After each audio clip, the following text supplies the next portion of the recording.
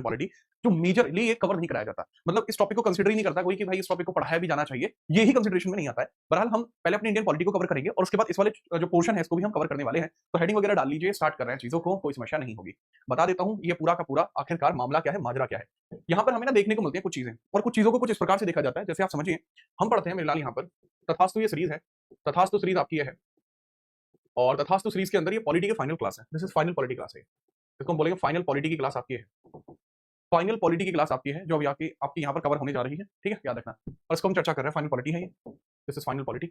और अगर इसी के अंतर्गत मैं चर्चा करूँ ना, फाइनल पॉलिटी के अंतर्गत ही मैं चर्चा करूँ, तो इसमें एक बात समझ लेना, तथास्तु सीरीज की फाइनल पॉलिटी के अंतर्गत ही। तो यहाँ पर हम बात करने वाले कुछ चीजों के बारे में। पहले तो हम पॉलिटी को कंप्लीट करेंगे। पॉलिटी यानी हम कॉन्स्टिट्यूशन के कुछ आर्टिकल्स बचे उनको कंप्लीट करेंगे। कॉन्स्टिट्यूशनल आर्टिकल है कुछ, हमारे कॉन्स्टिट्यूशनल आर्टिकल्स हैं कुछ, पहले कॉन्स्टिट्यूशनल आर्टिकल्स को पूरा करेंगे। देन नेक्स्ट आपको देखने को मिलता है नॉन कॉन्स्टिट्यूशनल बॉडीज, उनको कवर करेंगे। नॉन कॉन्स्टिट्यूशनल पॉलिटी को हम कवर करेंगे, राइट, राज्यव्यवस्था कवर करेंगे, जिसको हम गैर संवैधानिक राज्यव्यवस्था बोलते हैं। फिलहाल इसको बोलते हैं गैर संवैधानिक राज्यव्यवस्था, गैर संवैधानिक राज्यव्यवस्था बोलते हैं, गैर संवैधानिक राज्यव्यवस्था इसको बोला जाता है, गैर संवैधानिक राज्यव्यवस्था इसको बोला जाता है, ठीक। अब तथास्तु सीरीज में जैसे ही पॉलिटी कवर होगी उसके बाद इसमें हिस्ट्री भी बचती है, देन हम हिस्ट्री करेंगे, देन जियो, देन इको। सब कुछ बेहतरीन रहा तो ऐसा हो सकता है कि इको को मैं अलग से भी यूट्यूब पर कराऊं, तथास्तु सीरीज से पहले ही मैं इसको रिकॉर्डेड फॉर्मेट में दे दूं, ठीक है। चलो स्टार्ट करते हैं। क्लास केवल लाइव यूट्यूब पर होती है, बाकी इसका जितना भी पोर्शन होता है रिकॉर्डेड वो ऐप पर होता है। बट इस क्लास के अंतर्गत अगर आप सभी लोगों का प्यार मोहब्बत बनी रही तो कोशिश करूंगा कि इस क्लास को मैं यूट्यूब पर ही छोड़ दूं, ठीक है। चलिए स्टार्ट करते हैं। मैंने आपको बताया था कि पार्ट 20 आपको रिकॉर्डेड मिल गया है, पार्ट 20 आपको रिकॉर्डेड मिल गया है, ये रिकॉर्डेड आपको मिल गया है, रिकॉर्डेड आपको मिल गया है। अगर अभी यूट्यूब पर तो मैंने बता दिया तरीका क्या है, अब उसी तरीके से यूट्यूब पर इसको फॉलो कर सकते हैं, ठीक है। चलिए तो मैंने क्या बताया मेरे लाल, जो रिकॉर्डेड फॉर्मेट है यूट्यूब पर के माध्यम से, यूट्यूब पर से आप देख सकते हैं, सर्च करना है amendment by Jeet Rana, amendments by Jeet Rana, amendments by Jeet Rana आप सर्च करेंगे तो आपके लिए माहौल बन जाएगा, ठीक है। तो आप यहाँ पे सर्च कर सकते हैं जीत राणा मेरा नाम, पर्याप्त होगा। आपको कोई भी विषय चाहिए ना, आप ये सर्च कर लेना, इसके बाद ही क्लियर हो जाएगा। फिर इसके बाद आता है आपका पार्ट 21। इस पार्ट 21 को ध्यानपूर्वक बताता हूं मैं आपको, बहुत जरूरी पार्ट है ये पार्ट 21। अच्छा, पॉलिटी में पार्ट 21 को इसलिए रखा गया था कि कुछ चीजें होती हैं आज नहीं है लेकिन कल जरूरत पड़ेगी, लेकिन बहुत लंबे समय तक उसकी जरूरत नहीं पड़ेगी, ठीक है, याद रखना। मैंने बताया कि यहाँ पार्ट 21 आपको देखने को मिलता है भारतीय संविधान का, और ये अस्थायी प्रावधान है एक प्रकार का, दिस इज टेम्परेरी प्रोविजन, ये अस्थायी प्रावधान है, अस्थायी प्रावधान है जिसको कहा जाता है टेम्परेरी प्रोविजंस, जो हमेशा लागू नहीं रहेंगे, टेम्पोरेरी प्रोविजंस, टेम्पोरेरी प्रोविजंस होते हैं। अगर मैं यहीं पर एक बात समझाना चाहूंगा आप सभी को कि कहा जाता है ना कुछ ऐसी बातें होती हैं जो यहाँ पर हैं, वहां पर हैं, कहीं और नहीं, राइट। कुछ ऐसी भी चीजें होती हैं जो आज हैं, कल है, कल नहीं है। जैसे आज आपके नाम के आगे बेरोजगार लिखा हुआ है, लेकिन एक दिन पीडीएफ में एक नाम आएगा तुम्हारा और तुम्हारे सारे संघर्षों की गवाही बन जाएगा, उसको कहा जाता है मेहनत। आपके नाम के आगे जो बेरोजगार है वो भी अस्थायी है, एक निर्धारित समय के बाद वो भी हट जाएगा और आपके नाम के आगे लग जाएगा दरोगन, दरोगा, इंस्पेक्टर, इंस्पेक्टरन, ठीक है, ऑडिटर, ऑडिटरन, ऐसी चीजें लग जाएंगी। ये भाग 21 में ही आपका उल्लेखित होता है। तो यदि मैं भाग 21 को बताऊं तो इसमें आर्टिकल कितने होते हैं सर, आर्टिकल 369 से लेकर 392। ये आपके प्रोपोर्शंस होते हैं जो आपको यहाँ पढ़ने पड़ते हैं, ये आपके प्रोपोर्शन होते हैं जो आपको पढ़ने पड़ते हैं। तो इसमें आप समझिएगा कि माहौल कैसे खींचते हैं, ठीक है। चलिए तो बहुत ध्यानपूर्वक हम समझते हैं, ठीक है। चलिए सबसे इंपॉर्टेंट कि सर इसमें आर्टिकल 369 क्या होता है, आर्टिकल 369 क्या होता है, 369 के बारे में बताया गया है कि यहाँ पर कुछ अस्थायी प्रावधान होते हैं जिनका जिक्र किया गया है, कुछ अस्थायी प्रावधान होते हैं जिनका जिक्र किया गया है जो हर एक समय के लागू नहीं करेंगे, और ये कुछ आप निश्चित समय के लिए लागू होते हैं, ठीक है। संसद व राज्यों से संबंधित अस्थायी प्रावधानों की व्याख्या है, राज्यों से संबंधित संबंधित अस्थायी प्रावधानों की व्याख्या है, अस्थायी प्रावधानों की व्याख्या है, प्रावधानों की व्याख्या है, व्याख्या है, ठीक है। यहां मैंने आपको बहुत तगड़े तरीके से बताया, ठीक है। चलिए कि भाई यहाँ पर राज्य व संसद व राज्यों से संबंधित अस्थायी प्रावधानों की व्याख्या की गई है। मतलब ये जो प्रावधान है एक निर्धारित समय के लिए ही है, हमेशा के लिए नहीं है। मतलब ऐसे प्रावधान जिनको कहीं स्थान नहीं मिला, या ऐसे प्रावधान जो स्थितियों पर निर्भर करते हैं, प्रावधान जो स्थितियों पर निर्भर कर रहे थे, स्थितियों पर निर्भर कर रहे थे, स्थितियों पर निर्भर थे, स्थितियों पर निर्भर थे, ऐसे प्रावधान जो स्थितियों पर निर्भर थे वो सारे के सारे अस्थायी प्रावधान में आ गए। तो बहुत सिंपल है, provisions which are based on the conditions, जो कंडीशंस पर निर्भर कर रहे थे वो सारे यहाँ पर आ जाते हैं, कंडीशंस बेस्ड होते हैं, कंडीशंस बेस्ड है। क्या है मेरे लाल, कंडीशन बेस्ड है। अब जैसे इसमें सबसे इंपॉर्टेंट आर्टिकल है आर्टिकल 370, आपने सुना जम्मू कश्मीर का विशेष प्रावधान यहीं पर है, आर्टिकल 370, आर्टिकल 370। अब बहुत सारे बच्चे कहेंगे कि आर्टिकल 370 हट चुका है, आपने भी यही सुना होगा कि आर्टिकल 370 हट चुका है। मैं सच्चाई बताऊं, नहीं, वास्तविकता में आर्टिकल 370 हटा नहीं है, आर्टिकल 370 में आंशिक प्रावधान किए गए। आर्टिकल 370 जम्मू कश्मीर के विशेष प्रावधानों की चर्चा करता है, यह है जम्मू एंड कश्मीर के विशेष प्रावधान, विशेष प्रावधान है। These are called as special provisions of Jammu and Kashmir. These are called as special provision of Jammu and Kashmir. Special provisions of Jammu and Kashmir. Jammu and Kashmir. कुछ स्पेशल प्रोविजन जम्मू और कश्मीर से निर्भर करते हैं। और इसके लिए special provision क्यों है? ठीक है, बताइए। सर इसके लिए स्पेशल प्रोविजन इस कारण से है, जम्मू एंड कश्मीर के लिए स्पेशल प्रोविजन इस कारण से है, क्योंकि सर जम्मू एंड कश्मीर का संविधान अलग से आया था। हमें पता लगता है जो जम्मू एंड कश्मीर है, इसका जो संविधान है, जम्मू एंड कश्मीर का जो संविधान है, जम्मू एंड कश्मीर का जो संविधान है, जो इसका कॉन्स्टिट्यूशन है, जम्मू एंड कश्मीर का जो कॉन्स्टिट्यूशन है, वह आपका 1956 में अलग से बना, नवंबर 1956 में अलग बना, जो इसे एक विशेष राज्य का दर्जा देता था। ये संविधान जम्मू कश्मीर को एक विशेष राज्य का दर्जा देता, जम्मू कश्मीर को स्पेशल स्टेट बताता था, स्पेशल स्टेट बनाता। जैसे कि जम्मू कश्मीर के लिए बहुत चीजें अलग थी, जैसे यहाँ की राजभाषा अलग थी, जैसे यहाँ पर भारत का पूरा संविधान लागू नहीं होता था, ये सब चीजें हैं। बट 370 के अंतर्गत एक क्लैरिटी आती है 31 अक्टूबर 2019 में हमारे गृह मंत्रालय के द्वारा जम्मू कश्मीर के राज्य का दर्जा ही खत्म कर दिया। मैंने क्या बताया, 31 अक्टूबर 2019 के अंदर एक प्रावधान आया और इस प्रावधान के अनुसार जम्मू एंड कश्मीर का राज्य का दर्जा ही खत्म कर दिया गया, जम्मू एंड कश्मीर का राज्य का दर्जा खत्म कर दिया गया, राज्य का दर्जा समाप्त कर दिया गया, दर्जा समाप्त कर दिया गया, जम्मू एंड कश्मीर का राज्य का दर्जा समाप्त कर दिया गया। और जैसे ही जम्मू एंड कश्मीर का राज्य का दर्जा समाप्त होता है तो यह आपका आंशिक तौर पर अस्थायी हो जाएगा, तो यह आंशिक तौर पर इसको हटा दिया गया। अतः यह अनुच्छेद, अतः यह आर्टिकल टेम्परेरी बेसिस पर या टेम्परेरी आधार पर हटा दिया गया, टेम्परेरी आधार पर हटा दिया गया। यह हमें पता लगता है आर्टिकल 370। मैं आपको फिर भी बताना चाहूंगा कि जम्मू कश्मीर को चलाने के लिए अलग अलग चीजें करनी पड़ती हैं, ठीक है, चलिए। और इस वजह से आपका यह पूरी तरीके से खत्म नहीं हो सकता, कि आज भी संचरित है, आज भी लागू है, तो यह आर्टिकल आपको पढ़ना पड़ेगा, ठीक है। नोट अगर हुआ है तो बताओ, फिर हम आगे बढ़ते हैं। अगर नोट हुआ है तो फटाफट बताइए, फिर हम आगे बढ़ते हैं।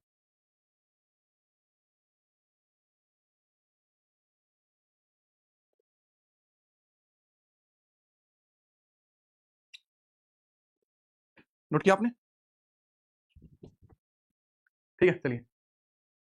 जी सर, बेहतरीन। जो बच्चे कह रहे सर कल तो खूब आपने हिसाब किताब सेट किया है, अरे भाई साहब यही तो है। और उसके बाद भी यहाँ देखिए सुबह से क्लास लेते हुए फिर यहीं पे हूँ। सर मैं आ गया हूँ क्लास लेने, पहले मैं ऑफलाइन डाउनलोड करके देखता था, पर अब रात लाइव देखा तो मजा आ गया, ऐसा अभिराय का कहना है। अभिराय, अभी तो तुम बहुत कुछ देखोगे मेरे लाल। अब हम बात करते हैं आर्टिकल 371 के बारे में, अब हम बात करते हैं आर्टिकल 371 के बारे में चर्चा करते हैं, आर्टिकल 371 के बारे में चर्चा करते हैं, ठीक है, याद रखिए। आर्टिकल 371 के बारे में चर्चा करते हैं, ये भी स्पेशल प्रोविजन है।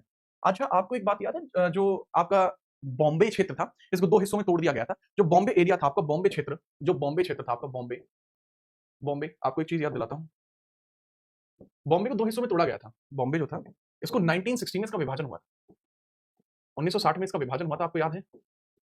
हाँ सर, 1960 में इसका विभाजन हुआ था, हमें याद है। बेटा अगर 1960 का विभाजन याद है तो ये भी बता दीजिए विभाजन कहाँ-कहाँ पे हुआ था, कैसे-कैसे हुआ था? सर ये विभाजन जो था 1960 में, इसमें बॉम्बे को दो हिस्सों में बाँट दिया गया था, इसके द्विखंड बना दिए गए थे।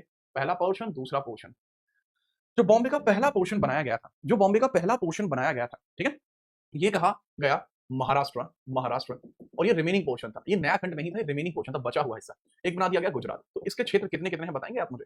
सर असलियत में, मतलब वास्तविकता में अगर आपको मैं बताना चाहूँ, तो आपको यहाँ देखने को मिलता है महाराष्ट्र वो क्षेत्र था जिसके अंतर्गत आपको देखने को मिला मराठावाड़, मराठावाड़ क्षेत्र आपको देखने को मिला, ठीक है, मराठावाड़, विदर्भ, विदर्भ भी आपका यहीं पर है, मराठावाड़ हुआ, विदर्भ हुआ, और जो आपका पुणे का क्षेत्र था वो इसके अंतर्गत शामिल कर दिया गया। गुजरात में कौन सा था? सौराष्ट्र हुआ, सौराष्ट्र हुआ, सौराष्ट्र हुआ, ठीक है।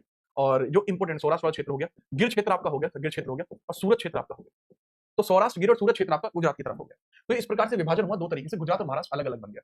अब इनमें शक्तियों का विभाजन भी अलग-अलग हुआ था। ये 1960 में आपका होता है, और इस तरीके से गुजरात हमारा 15वां स्टेट भी बना था।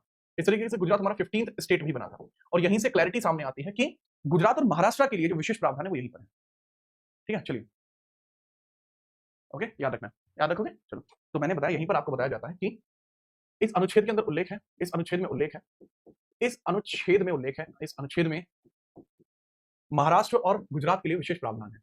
महाराष्ट्र प्लस गुजरात के लिए, महाराष्ट्र प्लस गुजरात के लिए विशेष प्रावधान है। महाराष्ट्र प्लस गुजरात के लिए विशेष प्रावधान है, विशेष प्रावधान है, विशेष प्रावधान है। This article consist special provision for Maharashtra and Gujarat. This article consist special provision for Gujarat and Maharashtra, Gujarat and Maharashtra, Maharashtra, Gujarat और महाराष्ट्र के लिए जो स्पेशल प्रोविजन है मेरे लाल, वो इसी आर्टिकल में है, इस अनुच्छेद में। बात तो सर ये भी समझ में आ गई। अब मेरी बात ध्यान से सुनो, ठीक है, चलिए। सर बल्लू की आवाज निकली थी, बल्लू आया नहीं, ओके, कोई बात नहीं, कोई बात नहीं बेटा, कोई बात नहीं। देखो ये हर किसी के बस की बात नहीं है। अब रात में भी क्लास लेने के बाद आप अभी भी लाइव हो, तो यार ये बहुत बड़ी बात है।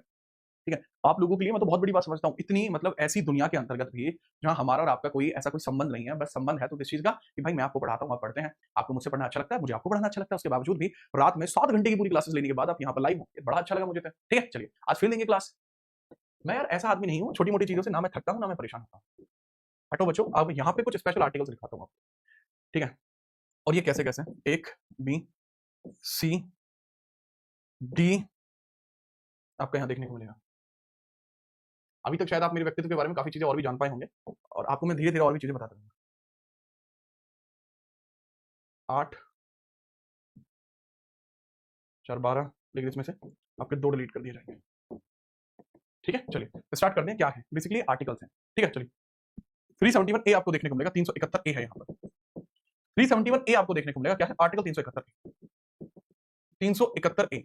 अब सर इनको याद रखना बहुत मुश्किल पड़ता है, तो मैं आपको एक तरीका बताता हूँ, आप अच्छे तरीके से समझ पाओगे। ठीक है, चलो अब इसको लिखेंगे 371 ए में, आप लिखेंगे 371 ए में आप लिखेंगे बहुत प्यार से कि यहाँ लिखा हुआ है N G L N D. तो यहाँ ए है तो ए इन तीनों जगह में ए फिल कर दीजिए, N A ji A L A. ठीक है, तो नागालैंड, क्योंकि बेटा 3 जगह ए भरा गया है तो नागालैंड हो गया ये। बहुत प्यार से समझ पाए। बी की हम बात करते हैं, इसका ट्रिक बता देता हूँ, निमोनिक बता देता हूँ इसकी। 371 बी, बी का मतलब होता है बी बी बी, बी से बीवी हो गया, बीवी बीवी वाइफ बीवी। बीवी बहुत कसम खिलाती है, बीवी बहुत कसम खिलाती है, तो कसम से याद रखिएगा असम। बीवी बहुत कसम खिलाती है, कसम से याद रखेंगे आप असम। 371 सी की हम बात करते हैं, 371 सी, फिर 371 ई होगा, डी होगा, सी डी, फिर 371 आपका ई होगा, फिर 371 एफ होगा, फिर 371 जी होगा, 371 आई, 371 जे। यही इंपॉर्टेंट है, की भी जरूरी इतना नहीं। अब सी जो है, अब सी को आप देखो, सी ऐसे बनता है, ऐसे बनता है, राइट, सी ऐसे बनता है, राइट। अब अगर मैं इस सी को ऐसे पूरा कर दूं, आप खुद सोच के देखो, अगर ये सी है ऐसे बनता है, अगर मैं इसको पूरा कर दूं तो ये क्या हो गया, सिर्फ एक मणि नहीं बन गई है। अगर मैं सी के गोले को पूरा कर दूं तो ये मणि बन जाएगी, क्या बन जाएगी, मणि बन जाएगी। और मणि से याद रखना, मणि होती है मणिपुर के लिए, तो मणि होती है मेरे लाल मणिपुर के लिए, तो मणिपुर, तो मणि बन जाएगी। डी का मतलब होता है डिसेबिलिटी। अगर कोई आदमी अंधा है तो हम उसको अंधा थोड़ी बोलेंगे, हम उसको बोलेंगे कि डिसेबल आदमी है। हम क्या बोलेंगे, हम बोलेंगे कि सर यह पर्सन डिसेबल है। तो डिसेबल से आपका हो जाएगा आंध्रा, आंध्र प्रदेश। फिर आता है 371 ई, ई भी आपको बहुत तगड़े तरीके से याद रहेगा। ठीक है, चलिए तो याद रखना कि जो ई होता है, अब मान के चलिए आपका तेल गर्म हो रहा है कहीं पर, और तेल में आपने उंगली डाल दी।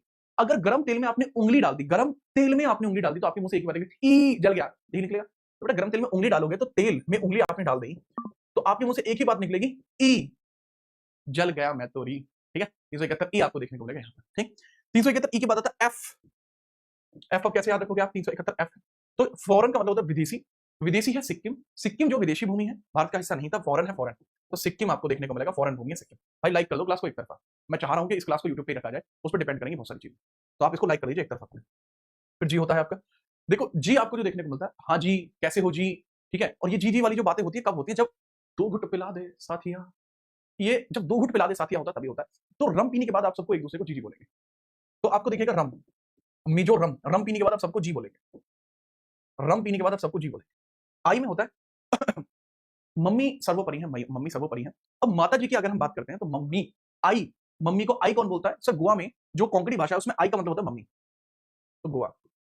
जे सर, जे होता है joker, J for joker, joker है नाटक करता है, तो कर्नाटका में आपको देखने को मिल जाएगा यही भाग।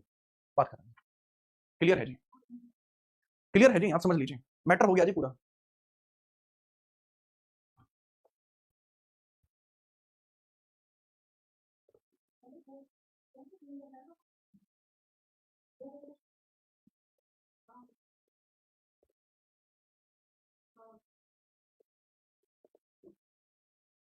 ठीक बात, ये कर्नाटका हो गया। ठीक है, ओके, आगे बढ़ते हैं। एच रह गया जी, एच रह गया, एच 371 एच रह गया है, एक बच्चा कह रहा है 371 एच रह गया। बेटा सबसे ज्यादा हाइट पर कौन सा है, वो अरुणाचल है, वो बहुत ज्यादा हाइट पर है, तो हाइट पर होने की वजह से अरुणाचल हो जाएगा, अरुणाचल आपका हो जाएगा बहुत ज्यादा हाइट पर होने की वजह से, और अरुणाचल है, हाइट बहुत ज्यादा है। ठीक है, चलो याद रखिए। इसके बाद हम बात करते हैं, अगर ये क्लियर हो गया है आपका कि सर इसमें और कोई आर्टिकल जरूरी नहीं है, इसका सीधा जरूरी है आपका भाग 22। इसका सीधा एक ही चीज जरूरी है जिसको हम बोलते हैं पार्ट 22 भाग 22। तो इसके बाद एक ही चीज जरूरी होती है जिसको हम बोलते हैं भाग 22, जिसको कहा जाता है पार्ट 22, जिसको कहा जाता है। तो पार्ट 22 की चर्चा भी हम यहाँ कर ही लेते हैं कि पार्ट 22 क्यों जरूरी है। मेरे लाल सुनो बहुत ध्यानपूर्वक इन बातों को, कुछ नहीं रखा इन बातों में। पार्ट 22 के बारे में अगर मैं चर्चा करता हूं तो इसमें आते हैं आपके क्या आर्टिकल, सर 393 से लेकर 395, और बहुत ज्यादा प्रोपोर्शन इसमें होता नहीं है, बहुत ज्यादा प्रपोर्शन इसमें आपको देखने को मिलता नहीं है, इसके बारे में हम चर्चा करते हैं। भाग 22 में क्या बताया गया है? सर ये अंतिम भाग है आपका, अंतिम भाग है मेरे लाल आपका।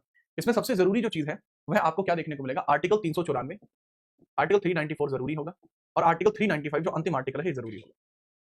बता देता हूं क्या है इसमें।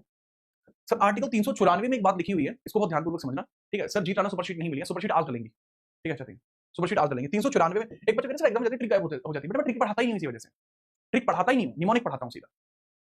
इसमें बताया जाता है संविधान का हिंदी रूपांतरण आपको दिया गया, संविधान का हिंदी रूपांतरण आपका दिया गया, हिंदी रूपांतरण आपको दिया गया है, संविधान का हिंदी रूपांतरण की व्याख्या यहाँ पर की गई, व्याख्या की गई है। तो हिंदी कॉपी ऑफ कॉन्स्टिट्यूशन के बारे में उल्लेख यहाँ पर है, हिंदी कॉपी ऑफ कॉन्स्टिट्यूशन का उल्लेख यहाँ पर है, हिंदी कॉपी ऑफ कॉन्स्टिट्यूशन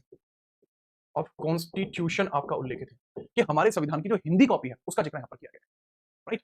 अच्छा यहाँ पर एक चीज और उल्लेखित की गई है कि विवाद की स्थिति में, विवाद की स्थिति में, विवाद की स्थिति में, विवाद की स्थिति में या संविधान की भाषा जटिल होने पर हिंदी को वरीयता दी जाएगी। संविधान की भाषा जटिल होने पर हिंदी को वरीयता मिलेगी।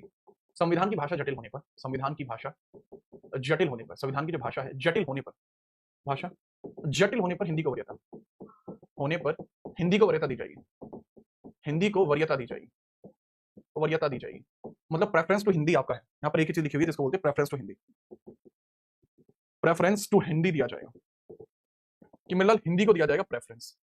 बात आई समझ में? ठीक है चलो, दिस इज वेरी इंपॉर्टेंट। अच्छा अगर मैं आपसे एक सवाल पूछूं, भारत का संविधान पहले किस भाषा में लिखा गया है? मान के चलो सर सवाल आ गया, ये सवाल जीडी में आ रखा है, जीडी जैसे एग्जाम में आप पे आ रखा है कि संविधान को पहले किस भाषा में लिखा गया, संविधान को पहले किस भाषा में लिखा गया, तो पहले किस भाषा में लिखा गया, संविधान को पहले किस भाषा में लिखा गया है, भाषा में लिखा गया है।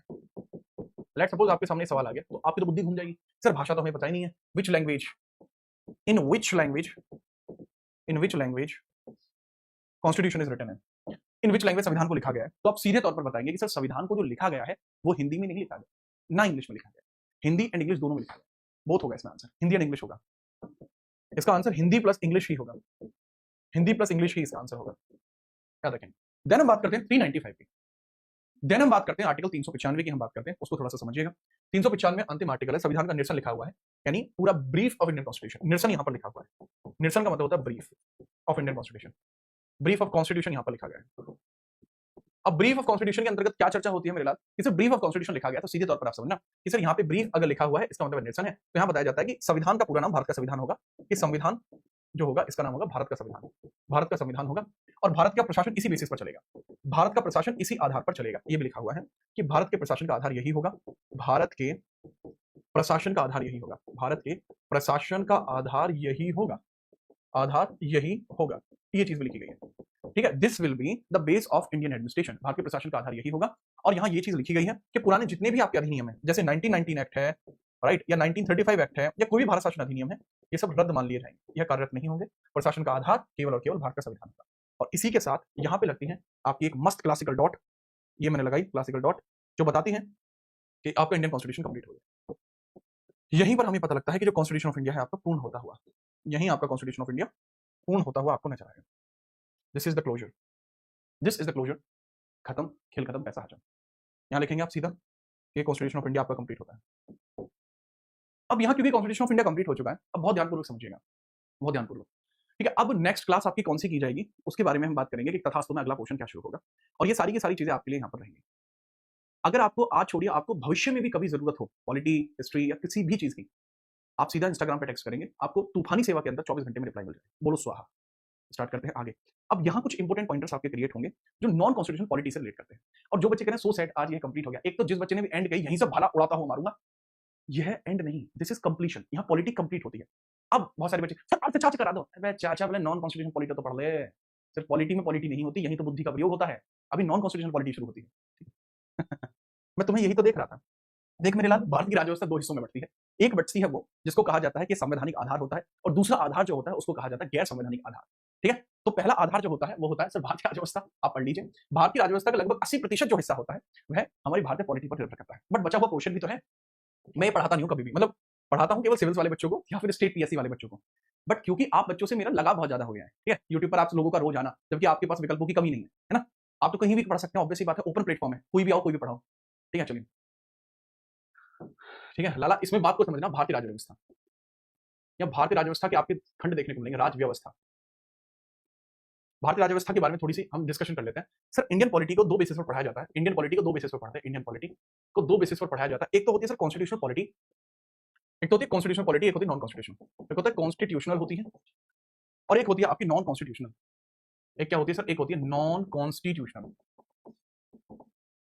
एक है कॉन्स्टिट्यूशनल, एक है नॉन कॉन्स्टिट्यूशनल, ठीक, याद रखना। एक है संवैधानिक और एक है मेरी लाल आपकी गैर संवैधानिक। गैर संवैधानिक होती है, संवैधानिक और गैर संवैधानिक है, कोई दिक्कत तो नहीं है? नहीं सर कोई दिक्कत नहीं है। संवैधानिक गैर संवैधानिक, तो संवैधानिक पॉलिटी होती है डिपेंड किस पे करती है सर? संवैधानिक पॉलिटी डिपेंड करती है केवल और केवल आपको एक ही चीज पर डिपेंड करती है जिसको हम बोलते हैं संविधान, या संविधान यानी कॉन्स्टिट्यूशन पर निर्भर है, कॉन्स्टिट्यूशन पर निर्भर है। और भारतीय राज्य व्यवस्था का लगभग 80 से लेकर 85% जो पोर्शन है वो आपको यही हो जाता है। लेकिन बचा हुआ जो आपका 15 से लेकर 20% पोर्शन है वो यहाँ पर होता है, इस आधार पर भारतीय राज्य व्यवस्था चल पाती है। ये पोर्शन के होते हैं कई हिस्से। गैर संवैधानिक क्या होते हैं सर? गैर संवैधानिक आपके बहुत सारे अधिनियम होते हैं, कई सारी चीजें इसमें अधिनियम के बेसिस पर होती हैं। अधिनियम होते हैं, बहुत सारे एक्ट होते हैं जो नॉन कॉन्स्टिट्यूशनल है। इसके अलावा आपके बहुत सारे निकाय होते हैं, निकाय होते हैं जिनको बॉडीज बोला जाता है, ये सब होते हैं। जैसे एग्जाम्पल के लिए आपको मैं समझाता हूँ, ऑन एन एग्जाम्पल मैं इसको समझाने का प्रयत्न करता हूँ। एग्जाम्पल के लिए जैसे अगर मैं बात करता हूँ कि दहेज लेना गलत है, मैंने आपसे बोला कि दहेज लेना गलत है, बाइक पर चलो तो हेलमेट पहना करो, ठीक है, चलिए बाइक पर चलो तो हेलमेट पहना। संविधान में कहाँ लिखा है हेलमेट पहनना जरूरी है? ये तो लिखा ही नहीं है रे, कहीं तो लिखा ही क्या नहीं रे।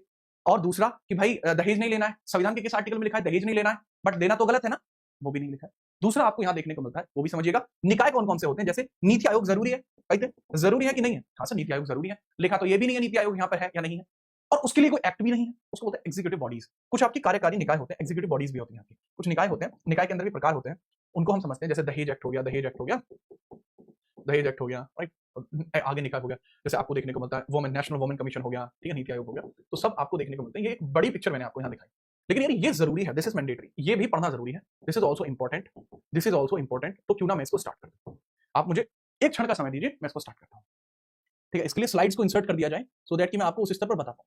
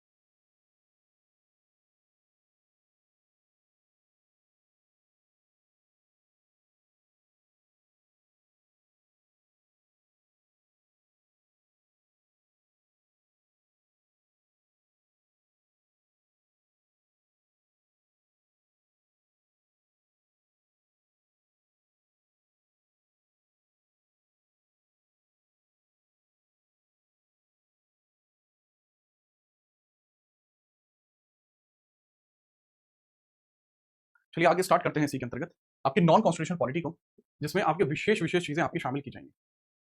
ये आपकी कमेटीज होती हैं जिसको हम यहाँ पढ़ने होंगे। नॉन कॉन्स्टिट्यूशनल पॉलिटी को यहाँ से हम डिस्क्राइब करते हैं, ठीक है। चलो अब यहाँ पर हम समझते हैं, जैसे मैंने बताया नॉन कॉन्स्टिट्यूशनल जो बॉडीज होती हैं वो दो प्रकार से हो सकती है। पहला तो है स्टैचुरी बॉडी हो सकती है और दूसरा है नॉन स्टैचुरी बॉडी हो सकती है। जो नॉन कॉन्स्टिट्यूशनल पॉलिटी है इसके अंदर ये निकाय दो प्रकार के हो सकते हैं, इसकी हम बात करते हैं, ठीक है। चलो इंपोर्टेंट पॉइंटर्स हैं आपकी नॉन कॉन्स्टिट्यूशनल पॉलिटी जो आपको देखने को मिलती है। कुछ तो आपको देखने को मिलते हैं वैधानिक निकाय, कुछ तो आपको देखने को मिलते हैं वैधानिक निकाय, वैधानिक निकाय हैं आपके, कुछ तो वैधानिक निकाय हैं, और कुछ आपको यहाँ देखने को मिलते हैं गैर वैधानिक निकाय, कुछ हैं आपके गैर वैधानिक निकाय, निकाय। दो तरीके की चीजें होती हैं, आपके वैधानिक हैं और कुछ आपके गैर वैधानिक हैं, right. These two are called as, which are called as, तीसरी है आपके कुछ वैधानिक निकाय है, कुछ आपके गैर वैधानिक निकाय है। इसमें ही बताया जाता है स्टैचुरी बॉडी जो होती है उसके लिए setup by an act of parliament. Statutory वैधानिक निकाय कौन होते हैं? जिनके लिए अधिनियम लाया जाता है, जिनके लिए अधिनियम लाया जाता है। जिनके लिए अधिनियम लाया जाता है, अधिनियम लाया जाता है, अधिनियम संसद से पारित हो, जिनके लिए अधिनियम संसद से पारित हो, संसद से पारित होता हो, जिनके लिए अधिनियम संसद से पारित होता हो, वह आपको यहां देखने को मिलता है। दूसरा है कि सर ये ऑथोराइज होती है पास लॉ और take decision on the behalf of state और कंट्री, मतलब ये कोई भी निर्णय ले सकती है, मतलब इंपोर्टेंट सी बात है कि ये कोई भी निर्णय ले सकती है, कोई भी निर्णय इनके द्वारा लिया जा सकता है, ये वैधानिक है, ऑथोराइज है, सर ये निर्णय ले सकती है, निर्णय संभव है कि निर्णय ले लें, संभव है निर्णय ले लें, या ऑफिशियल परमिशन फॉर लेजिस्लेशन है इनको, इनको प्रमुख परमिशन होती है। अगर हम बात करते हैं कानून निर्माण भी कर सकती हैं, उसको लागू भी करा सकती हैं, निर्णय भी संभव है, कानून निर्माण भी इनके द्वारा संभव है, निर्माण भी इनके द्वारा संभव हो सकता है, कानून निर्माण भी इनके द्वारा संभव। और जो स्टैच्यूटरी बॉडी होती है, वैधानिक निकाय होते हैं, इसके भी दो प्रकार होते हैं। अगर वैधानिक निकाय को पढ़ाऊं तो रेगुलेटरी और क्वासी जुडिशियल बॉडी होती है। एग्जांपल के लिए एनएचआरसी लोकपाल लोकायुक्त होंगे। रेगुलेटरी का मतलब होता है नियमित निकाय होते हैं, कुछ नियमित निकाय आपको देखने को मिलते हैं, नियमित निकाय। और नियमित निकाय की अगर मैं बात करता हूं कि government agency that is accountable for exercise autonomous authority over some area और ह्यूमन एक्टिविटी रेगुलेशन कैपेसिटी। मतलब क्या होता है जो आपको यहां पर देखने को मिलते हैं कि सर नियमित निकाय किसको कहा जाता है, वास्तविकता में सर रेगुलेटरी बॉडीज या फिर नियमित निकाय वो क्षेत्र या वो हिस्से देखने को मिलते हैं, वो क्षेत्र या वो हिस्से देखने को मिलते हैं, वो बॉडीज देखने को मिलती हैं जिसके द्वारा मतलब जो अपनी स्वायत्ता के तहत कुछ कानूनों का निर्माण करती है, स्वायत्ता के तहत कानूनों का निर्माण किया जाता है। ठीक है, याद रखना यह सर कानून निर्माण के लिए ही होती है, जो स्वायत्त बेसिस पर, स्वायत्त आधार पर, मतलब स्वयं के आधार पर, स्वायत्त आधार पर कानून निर्माण करें, आधार पर कानून निर्माण करें, स्वायत्त आधार पर कानून निर्माण करते हैं, कानून निर्माण और कानून का लागूकरण करते हैं, निर्माण लागू करें, निर्माण करें, लागू करें, यह आपको देखने को मिलते हैं regulatory bodies. Government agency that is accountable for exercising autonomous authority over some area और ह्यूमन एक्टिविटी रेगुलेशन। एग्जांपल के लिए पीएफआरडीए, ठीक है, pension fund regulatory and development authority, PFRDA इसका एक बेस्ट एग्जांपल है। दूसरा आपको देखने को मिलता है क्वासी जुडिशियल बॉडीज, इसको बोलते हैं अर्धन्यायिक निकाय, आपको देखने को मिलते हैं अर्धन्यायिक निकाय, आपको देखने को मिलते हैं अर्धन्यायिक निकाय होते हैं जिनके पास कुछ कानूनी शक्तियां भी होती हैं। एग्जांपल के लिए क्वासी जुडिशियल होते हैं जो कानून के व्याख्या कर सकते हैं। अर्धन्यायिक का मतलब है कानून की व्याख्या कर सकते हैं, इनके द्वारा कानून की व्याख्या की जा सकती है, कानून की व्याख्या इनके द्वारा की जा सकती है, कानून की व्याख्या इनके द्वारा की जा सकती है, यह संभव है कि कानून की व्याख्या इनके द्वारा कर दी जाए, राइट, इनके द्वारा कानून की व्याख्या की जा सकती है। अब बात करते हैं कमीशन और tribunal which can interpret law, कानून की व्याख्या जो कर सकते हैं, power very much related to that of court, बिल्कुल इनकी क्षमता ऐसी होती है जैसे न्यायालय की क्षमता के जैसे होते हैं, न्यायालय की भांति काम करते हैं, न्यायालय की भांति काम करते हैं, किसकी भांति काम करते हैं तो न्यायालय की भांति काम करते हैं। ठीक है, चलो याद रखेंगे, परफेक्ट है। इंपोर्टेंट एग्जांपल है जैसे एनजीटी है, नेशनल ग्राइंड ट्राइब्यूनल, आपको यही देखने को मिलता है। फिर नॉन स्टैच्यूटरी बॉडी कौन सी होती है, जिनके पास कोई लीगल पावर्स नहीं होती। नॉन स्टैच्यूटरी मतलब गैर वैधानिक निकाय कौन से होते हैं, जिनके पास कोई पावर नहीं होती, पावर नहीं होती, ये कोई कानून नहीं बना सकते, ये कानून निर्माण नहीं कर सकते, कानून भी ये नहीं बना सकते। दूसरा, इसके लिए कोई एक्ट भी नहीं आया होगा, कोई अधिनियम भी इसके लिए नहीं आता, लेकिन हाँ सरकार के द्वारा या किसी कार्यकारी कार्य के लिए बनाए जाते हैं। इसका जो निर्माण क्यों होता है, फिर इसका निर्माण इसलिए होता है, इसका निर्माण इस कारण से होता है। निर्माण का कारण क्या है, निर्माण का कारण क्या है, सरकार के वैधानिक काम, एग्जीक्यूटिव वर्क ऑफ गवर्नमेंट। निर्माण का कारण है executive work of government, executive work of government, कि सरकार के द्वारा, गवर्नमेंट सरकार के द्वारा जितने भी महत्वपूर्ण कार्य हैं वो करा दिए जाए। एग्जीक्यूटिव वर्क ऑफ गवर्नमेंट, कि सरकार के द्वारा बहुत इंपोर्टेंट वैधानिक कार्य कराए जाते हैं जो आपको यहां देखने को मिलते हैं, right. I hope you understand कि सर अब यह क्या है, सर कार्यकारी कार्य, कानून को लागू करने के कार्य, जो कार्यकारी कार्य है वो इनके द्वारा करा दिए जाए। एग्जाम्पल के लिए जैसे कि नीति आयोग, सीबीआई, सीबीआई का कोई एक्ट थोड़ी है, बट सीबीआई इसलिए बनाया गया ताकि भ्रष्टाचार को रोका जा सके, इसलिए सीबीआई बना है। तो एग्जैक्टली अगर हम बात करें, ठीक है, तो ये इंपोर्टेंट आपको गैर वैधानिक निकाय है और मेरे लिए आपके वैधानिक निकाय है, ये नॉन कॉन्स्टिट्यूशनल बॉडीज में आते हैं। क्या आप समझ पाए, शाबाश। नोट होते ही मुझे बता दीजिएगा कि जी सर हम समझ पाए। फिर हम आगे बात करते हैं, कुछ इंपोर्टेंट ऐसे कमीशंस होते हैं जो आपके जरूरी है। ठीक है, चलो या हम ऐसा भी कर सकते हैं कि इसको हम कल कवर करा सकते हैं, इफ यू से सो, हम इसको कल भी कवर करा सकते हैं क्योंकि मेरी दूसरी क्लास का टाइम हो जाएगा, 10 मिनट बचे हैं बस।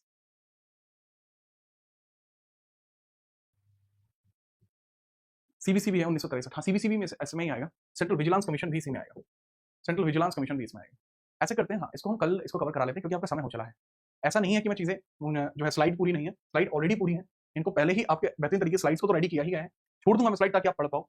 ठीक है, आपको आसानी भी होगी समझने में, हो सकता है कि आपको यहाँ जरूरत भी ना पड़े, लोकायुक्त लोकपाल एक्ट सबके सब आपको यहाँ पर देखने को मिल जाएंगे और ये बड़े अच्छे प्रकार से आपके कराए गए हैं। दरअसल है क्या, दरअसल मेरी कोई क्लास ऑफ नहीं होती कभी भी, ठीक है, मैं कोई भी क्लास कभी अपनी ऑफ नहीं कराता। और इसी तरीके से अगर हम बात करते हैं, मेरी ऐप पे भी बराबर क्लासेस होती है, वो भी कभी ऑफ नहीं होती। तो हम ऐसा करते हैं, इसका बचा हुआ पोर्शन हम कल कर देंगे। हाँ ये मैंने आपको दे दिए हैं ताकि आप इन चीजों को पढ़ पाएं। ठीक है, तो इसका जो सेशन होगा कल मैं कोशिश करूंगा या तो रिकॉर्डेड डाल दूं ताकि वो हमेशा के लिए आपके लिए रहे। ठीक है, या फिर अगर जरूरत पड़ती है तो भैया मैं लाइव ले लूंगा कल, लेकिन हाँ कल की क्लास यूट्यूब पर मौजूद रहेगी। कल भी आप तथास्तु में सवाना, कल मैं अनाउंस करूंगा कल अगला आपका सब्जेक्ट कौन सा शुरू होना है। आज के लिए भाई थोड़ा खेद है क्योंकि आज समय नहीं बचा और दूसरी क्लास में